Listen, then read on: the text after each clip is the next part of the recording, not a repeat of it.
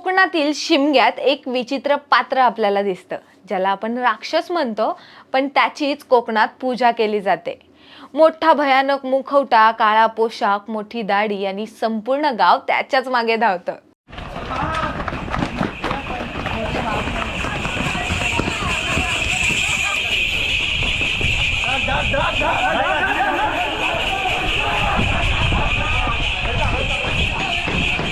तो आहे तरी कोण असा प्रश्न फक्त कोकणाबाहेरचेच लोक विचारतील. कारण कोकणकरांपेक्षा संकासुराला कोणीच एवढा जवळून ओळखू शकणार नाही. संकासूर म्हणजे कोकणाच्या जिव्हाळ्याचा विषय. कोकणातल्या शिमग्यातील सर्वात रहस्यमय आणि भावनिक परंपरा ती म्हणजे संकासुराची. तो फक्त नाचणारा कलाकार नाही, त्यामागे आहे इतिहास, लोककथा आणि गावागावांच्या आठवणी. कोकणात एक जुना समज आहे. पूर्वी शिमग्याच्या रात्री लोक घराबाहेर दिवे लावायचे, कारण असं मानलं जायचं की त्या रात्री संकासूर गावभर फिरतो आणि ज्या घरात प्रकाश, आनंद आणि ऐकोप्याचे वातावरण दिसेल त्या घराला तो मनापासून आशीर्वाद देतो. म्हणून आजही गावात शिमग्याच्या दिवशी घराबाहेर दिवा लावण्याची परंपरा आहे.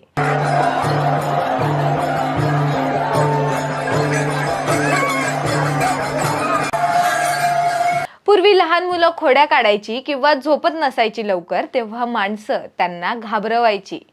झोप नाही घेतली तर संकासूर येईल. पण गंमत अशी की शिमग्याच्या दिवशी जेव्हा तो खरोखर नाचत येतो, तेव्हा तीच मुलं त्याच्या मागे मागे धावतात, त्याला चिडवतात, त्याची खोडी काढतात. म्हणूनच संकासूर भीतीचं नाही, तर ते उत्साहाचं प्रतीक आहे. दिसलो का रे? फटाके फुटले बघितलं?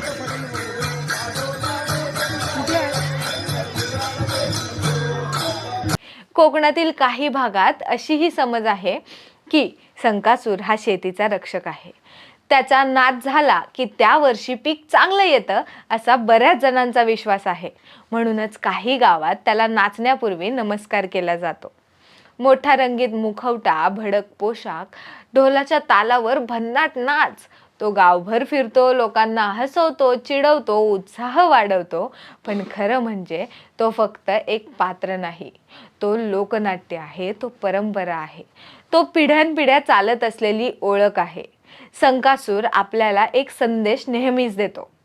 वाईट शक्ती कितीही मोठ्या वाटल्या, अहंकार कितीही वाढला तरी शेवटी नाशच होईल.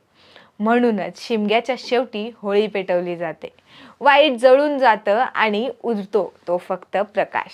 म्हणूनच शिमग्यात संकासूर फक्त नाचत नाही किंवा ते फक्त एक पात्र नाही, तो कोकणकरांच्या संस्कृतीचा आत्मा आहे.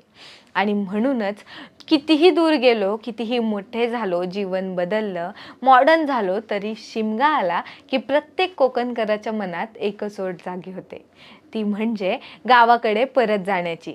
कारण तिथेच आहे त्यांचं मूळ आणि तिथेच जिवंत आहे संकासूर.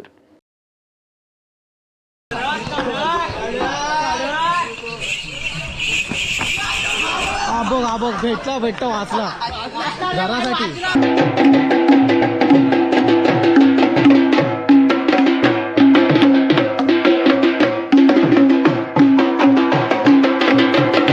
या साईडला आंबवणे गावची पालखी आहे, या साईडला. आणि वरती आहे ना संकासूरला पोरं चिडवायची मजा घेतात आहेत. पालखी आहे ना सध्या आता प्रत्येकाची घरोघरी आहे ना जाऊन